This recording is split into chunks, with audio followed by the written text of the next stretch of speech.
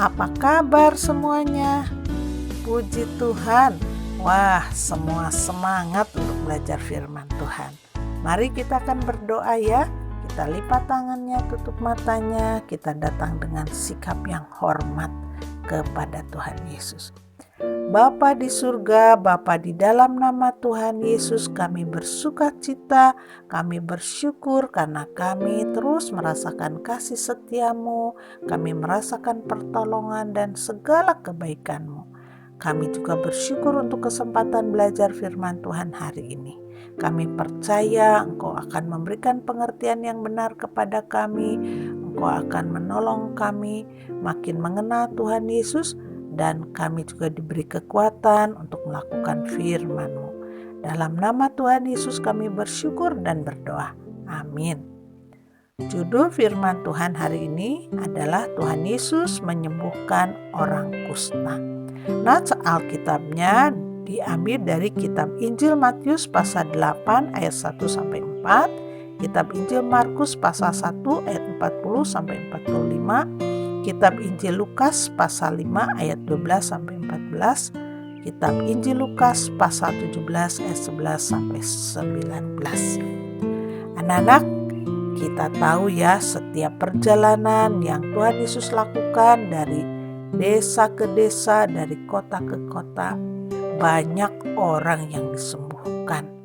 Anak-anak, tahukah kamu tentang sebuah penyakit kulit yang menular? Dan pada zaman dulu penderita penyakit kulit itu harus dijauhkan dari keluarganya. Nah, anak-anak, penyakit itu namanya penyakit kusta. Penyakit kusta adalah penyakit kulit yang menular. Tanda-tandanya ada bercak putih agak kemerahan di kulit. Penyakit kusta menyebabkan sebagian jari-jari kaki atau jari tangan rusak hingga bisa habis. Nah, pada zaman dahulu penyakit ini dianggap sangat mengerikan, sulit disembuhkan, gak ada obatnya, dan orangnya dianggap najis, dianggap kotor sekali, sehingga mereka dianggap tidak layak untuk datang ke bait Allah beribadah. Bahkan mereka tidak boleh berdekatan dengan anggota keluarganya, dengan teman-temannya. Mereka diasingkan atau dikucilkan. Ya, mereka tinggal di sebuah tempat yang jauh dari orang-orang lainnya.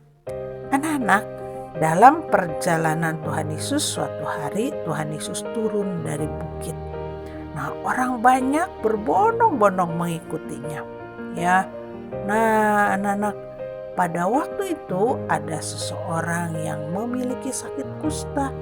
Dia datang kepada Tuhan Yesus. Orang itu sujud menyembah kepada Tuhan Yesus dan berkata, "Tuhan, jika Tuhan mau, Tuhan dapat mentahirkan aku." Anak-anak, mentahirkan itu artinya menyembuhkan, membersihkan tubuhnya dari segala penyakitnya. Jadi orang kusta itu minta supaya Tuhan Yesus menyembuhkan dia dari sakit kustanya.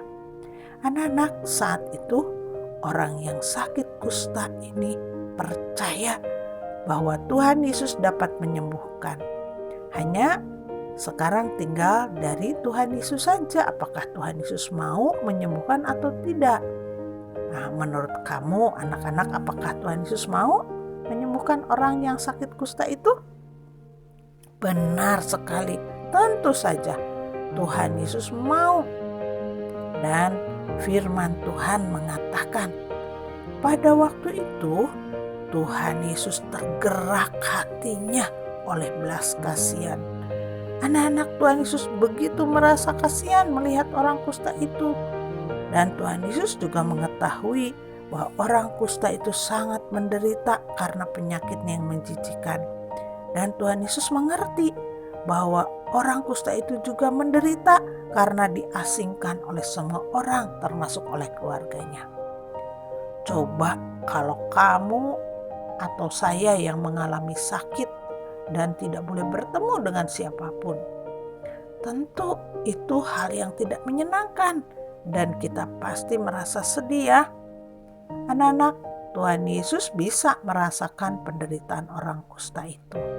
Sebab itu Tuhan Yesus dengan penuh kasih, dia mengulurkan tangannya dan menjamah orang itu.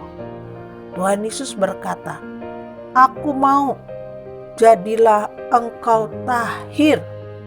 Nah, anak-anak, apa yang terjadi setelah Tuhan Yesus berkata demikian? Ayo kita akan membacanya ya dari kitab Injil Markus pasal 1 ayat 42. Kita baca sama-sama ya. Seketika itu juga lenyaplah penyakit kusta orang itu dan ia menjadi tahir. Wow, coba kamu perhatikan. Firman Tuhan berkata apa? Seketika itu juga penyakit kusta itu lenyap. Anak-anak, seketika itu artinya langsung, dalam waktu sekejap saja penyakitnya sembuh, hilang. Anak-anak, benar-benar kuasa Tuhan Yesus luar biasa. Tidak ada kuasa yang seperti itu di dunia ini. Kuasa itu hanya ada pada Tuhan Yesus. Anak-anak, orang kusta itu seketika memiliki kulit yang baru, kulit yang bersih dari penyakit kusta. Dia bisa bertemu lagi dengan keluarganya, dia bisa pergi beribadah ke bait Allah. Anak-anak, itu adalah keajaiban yang luar biasa yang dialami oleh orang kusta itu. Anak-anak, ayo kita ucapkan bersama-sama ya. Tuhan Yesus berkuasa atas penyakit. Ayo kita ucapkan 1, 2, 3. Tuhan Yesus berkuasa atas penyakit. Nah, anak-anak, kemudian setelah Tuhan Yesus menyembuhkan orang kusta itu, Tuhan Yesus menyuruh supaya orang kusta itu pergi kepada imam. Kata Tuhan Yesus, "Pergilah, perlihatkan dirimu kepada imam, dan persembahkanlah untuk pentahiranmu persembahan sesuai dengan hukum Musa sebagai bukti bagi mereka."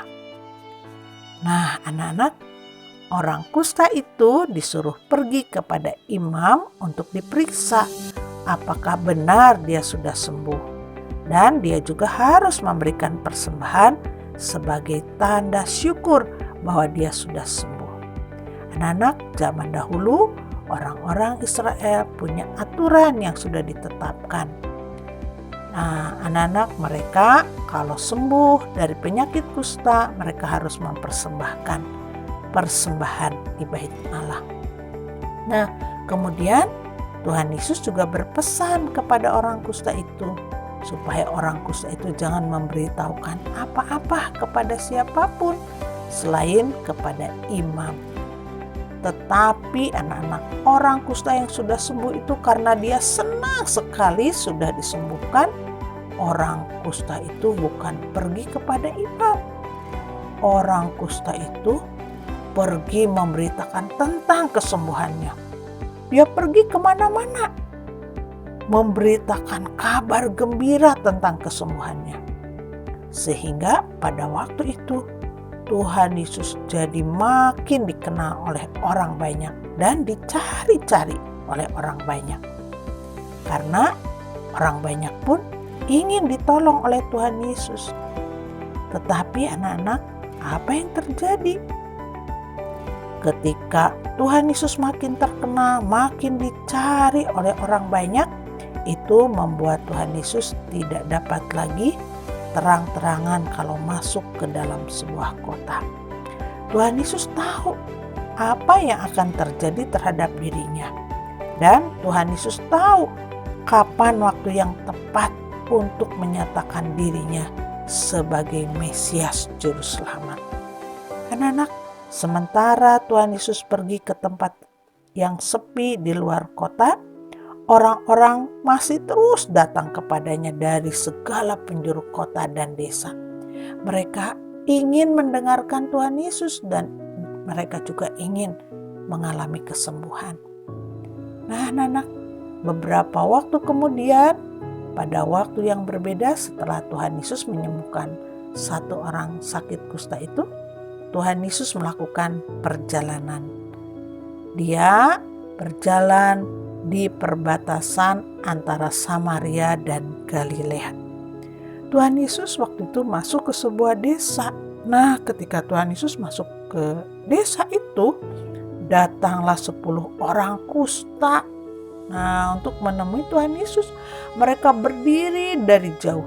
Mereka tidak berani mendekat kepada Tuhan Yesus karena memang mereka tidak boleh dekat-dekat dengan orang lain. 10 orang kusta itu berseru kepada Tuhan Yesus. Mereka berteriak-teriak. Mereka berkata, "Yesus, Guru, kasihanilah kami." Nah, anak-anak, dengarkan seruan mereka. Mereka begitu memohon kepada Tuhan Yesus supaya mereka disembuhkan. Mereka percaya Tuhan Yesus berkuasa menolong mereka dari sakit kustanya. Anak-anak, rupanya di desa itu banyak orang yang sakit kusta dan mereka diasingkan dari keluarganya. Nah, desa itu mungkin adalah tempat yang khusus bagi orang-orang yang sakit kusta. Anak-anak, pada waktu Tuhan Yesus melihat 10 orang yang sakit kusta itu dan mendengar teriakan mereka meminta belas kasihannya, Tuhan Yesus tidak mengulurkan tangannya, tidak juga menjamah mereka, tetapi Tuhan Yesus memandang mereka. Lalu Tuhan Yesus menyuruh mereka pergi kepada imam-imam. Ayo coba kita akan buka lagi ya di Lukas pasal 17 ayat 14. Kata Tuhan Yesus kepada 10 orang kusta itu, "Pergilah, perlihatkanlah dirimu kepada imam-imam." Bagaimana ya? Mereka sakit kusta, mereka belum sembuh, tapi langsung disuruh pergi ke imam-imam. Kan kalau sudah sembuh ya harus pergi ke imam-imam. Nah, anak-anak, inilah kehebatan dari Tuhan Yesus. Coba kamu perhatikan saya. Cara Tuhan Yesus menolong dan menyembuhkan orang yang sakit itu selalu berbeda-beda. Tuhan Yesus tidak memakai cara yang sama atau memakai satu cara untuk menolong orang yang sakit. Nah, anak-anak, Tuhan Yesus itu tahu cara yang tepat bagi setiap orang yang membutuhkan pertolongannya. Tuhan Yesus itu berkuasa, Dia Maha Tahu, Dia punya berbagai cara untuk menolong atau menyembuhkan orang yang sakit. Anak-anak, bagi kamu yang sudah percaya kepada Tuhan Yesus, ingatlah ini baik-baik. Tuhan Yesus punya cara yang tepat untuk menolong kamu semua. Dan ingat, caranya tidak selalu sama. Karena kamu masing-masing punya kebutuhan yang berbeda-beda. Penyakitnya juga berbeda-beda. Ya, persoalannya juga berbeda-beda. Ingatlah, Tuhan Yesus akan menolongmu dengan cara yang tepat dan pada waktu yang tepat. Ingat dan percayalah hal itu. Nah, sekarang anak-anak, apa yang terjadi dengan 10 orang kusta tadi ya? Ternyata anak-anak 10 orang kusta itu menuruti perkataan Tuhan Yesus. Mereka langsung pergi kepada imam. Ya, tapi ada yang terjadi. Sementara mereka masih di jalan, tiba-tiba mereka merasakan tubuh mereka sembuh dari sakit kustanya. Wow, hebat sekali. Tuhan Yesus sungguh luar biasa, kuasanya hebat. Tuhan Yesus menyatakan kuasanya bagi 10 orang kusta itu. Ketika mereka masih di jalan sebelum sampai kepada imam, mereka sudah sembuh. Anak-anak, salah seorang dari 10 orang kusta itu menyadari, loh, saya sembuh. Dan satu orang itu ingat siapa yang sudah menyembuhkannya. Jadi apa yang dilakukan oleh satu orang kusta itu? anak-anak 1 orang dari 10 orang kusta itu lari kembali balik kepada siapa? Kepada Tuhan Yesus. Orang itu kembali sambil memuliakan Allah dengan suara yang nyaring. Dia begitu gembira. Dan ketika dia sampai kepada Tuhan Yesus, orang itu langsung tersungkur di depan kaki Tuhan Yesus. Dan orang itu mengucap syukur, anak-anak. Dia berterima kasih kepada Tuhan Yesus. Anak-anak, firman Tuhan mencatat ternyata salah satu orang kusta yang kembali kepada Tuhan Yesus itu adalah orang Samaria. Orang Samaria biasanya dikenal sebagai orang yang tidak percaya kepada Allah. Tetapi justru orang Samaria itulah yang datang kepada Tuhan Yesus dan mau mengucap syukur. Anak-anak, dengarkan saya baik-baik. Pernahkah kamu mengucap syukur kepada Tuhan Yesus atas kasih Tuhan Yesus yang sudah berkorban bagi kamu? Penting sekali bagi kamu yang sudah percaya kepada Tuhan Yesus untuk selalu bersyukur atas kasih Tuhan Yesus dan atas kuasa-Nya dalam hidup kamu. Yang pertama, bersyukurlah atas kuasa Tuhan Yesus yang sudah memberikan pengampunan dosa.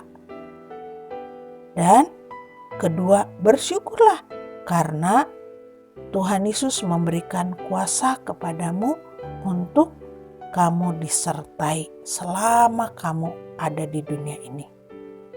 Anak-anak, ada banyak hal yang kita bisa mengucap syukur kepada Tuhan Yesus ya.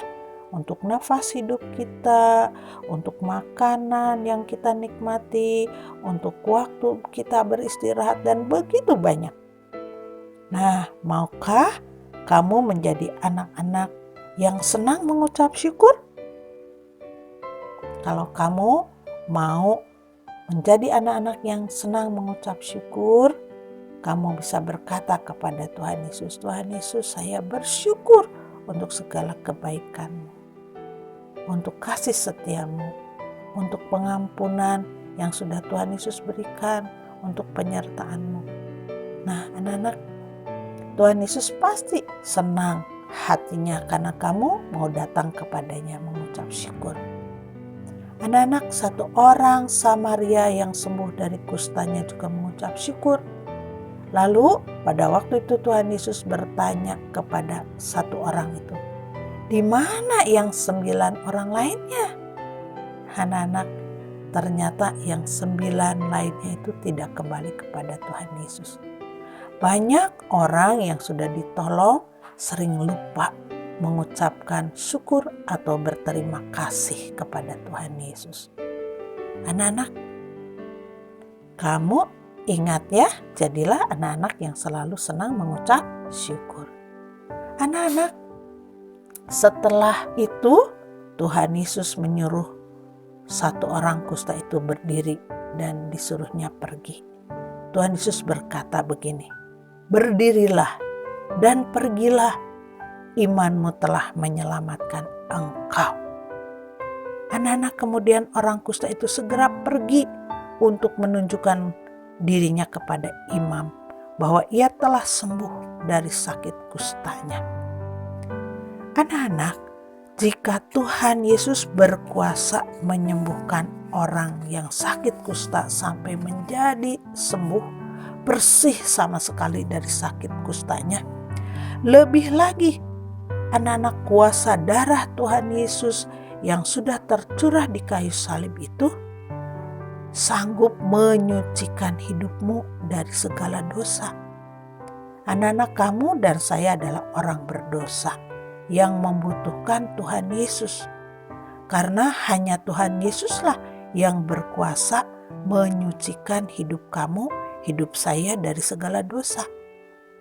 Anak-anak, ayat hafalan kita hari ini dari 1 Yohanes 1 ayat 7b. Ayo kita akan ucapkan bersama-sama.